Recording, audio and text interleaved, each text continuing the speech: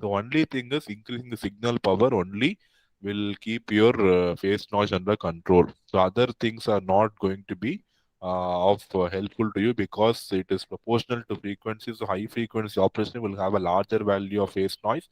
So you cannot work at low frequency because losses are very high. So you have to have a trade-off between the different operating conditions of your device. And all other things, theory is given, so I'm not going to go into these things. And this is an even more accurate expression for the phase loss considering the third order frequency term, F cube term.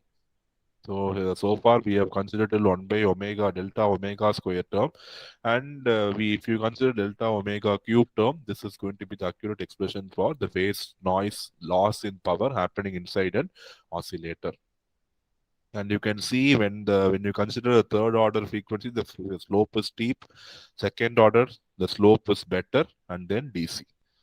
So this is the minimum level of phase noise you have, and the corresponding frequencies where this shift is happening. Delta omega 1 by f cube, and this is the frequency where the actual minor two, the power 2 term becomes equal to power 1 term.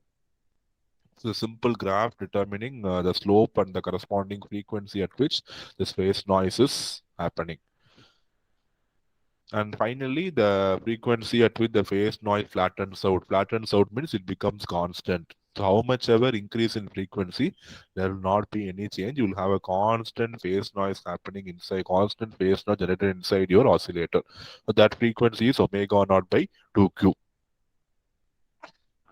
So that is the frequency from which the phase noise becomes constant.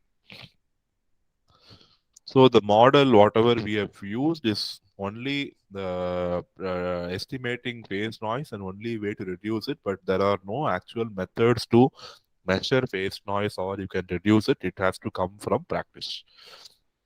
So that is about phase noise. This is a one odd topic which is not relevant to amplifiers, but it is coming only in oscillators.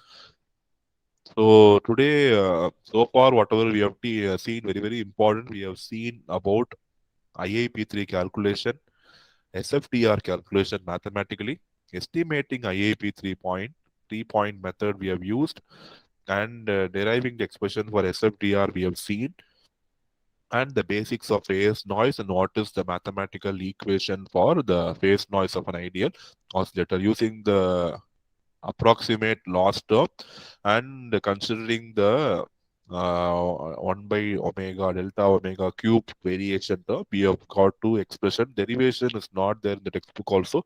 The formulas are given directly. So you can remember the formulas, or if not, at least remember what these laws depends on what all parameter. At least like that you can logically remember the expression for phase noise. So the noise part is completely over. So I think we can take a break for 5 minutes and we'll continue with the other topics. You can stay connected, or we'll continue after 5 minutes.